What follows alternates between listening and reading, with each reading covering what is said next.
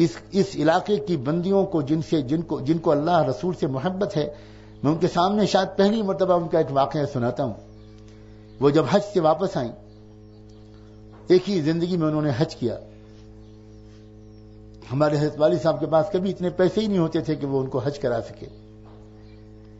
ایک مرتبہ ایک عجیب و غریب طریقے سے ان کے حج کا انتظام ہوا، وہ بھی اس طرح عجیب انداز سے ہوا۔ اب میں اس کی تفصیل کہاں سناؤں۔ حج سے جب واپس آئیں تو ہم سب بھائی بہنوں کے لیے اور اپنے پوتوں پوتیوں کے لیے اور اپنے اور ان لوگوں کے لیے وہ چھوٹی چھوٹی چیزیں، بہت سستی معمولی چیزیں بالکل، جو ایک ایک ریال میں 10 درجن ملتی تھیں، وہ چھوٹی چھوٹی سستی سی چیزیں لے آئیں سب بچوں کو دینے کے لیے۔ ان کا سب سے چھوٹا بیٹا میں ہی تھا اور میں اتنا چہیتا تھا، اتنا چاہتی تھی مجھ کو کہ میں امید کرتا تھا کہ میرے لیے تو کوئی خاص چیز لائی ہوں گی۔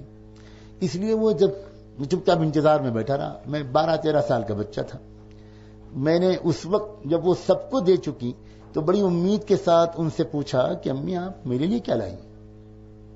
تو کہنے لگی کہ تمہارے لیے ایک بہت قیمتی چیز لائی ہوں، سب کے سامنے دینے کی نہیں ہے، جب سب چلے جائیں گے بعد میں دوں گا۔ میں بڑا خوش ہوا۔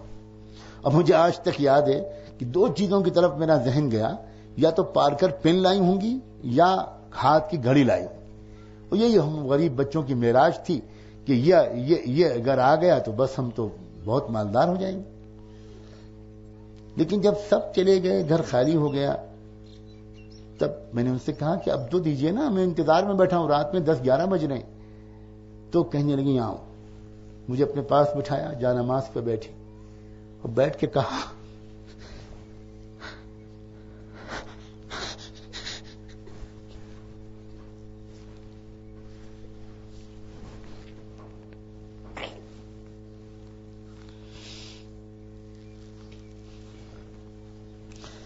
کہنے لگی سجاد، خانہ کعبہ کا پردہ پکڑ کر تجھ کو دین کی خدمت کے لیے وقف کر کے آئی ہوں، بس یہی تحفہ تیرے لیے لائی ہوں اور کچھ نہیں لائی۔